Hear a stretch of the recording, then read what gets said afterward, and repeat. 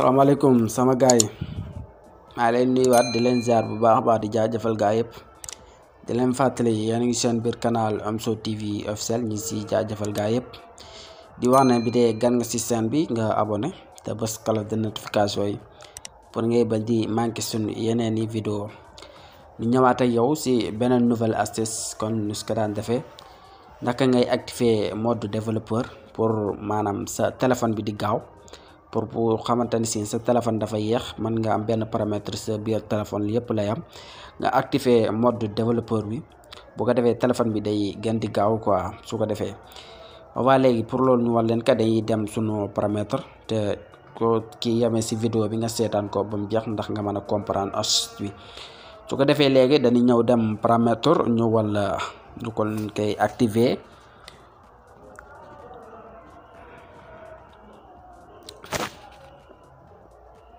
dugg nañ sunu paramètre ni boo duggee sa paramètre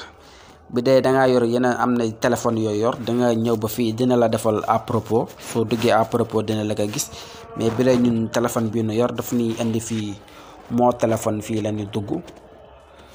su ko defee dañuy dugg suñ téléphone ñu dugg moo téléphone soo duggee sa moo téléphone dina la indil fii nga aj ñi ba tolloo ko numéro de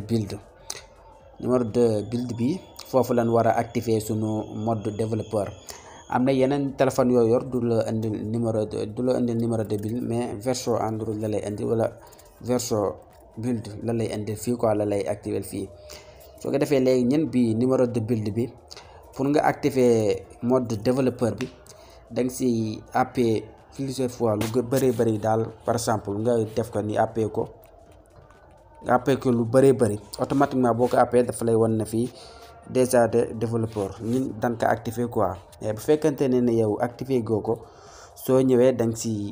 appuyer lu bëri boo si appuyer plusieurs fois ba lu toll ak 7 fois rek automatiquement da ngay gis mu numéro de build bi daal di activer quoi mu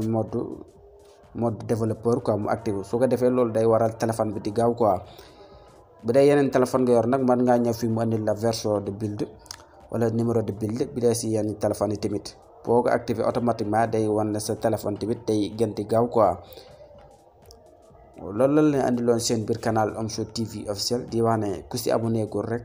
nga abonné te bës cloche de notification yi pour ngay bañ di manqué suñu yeneen i vidéo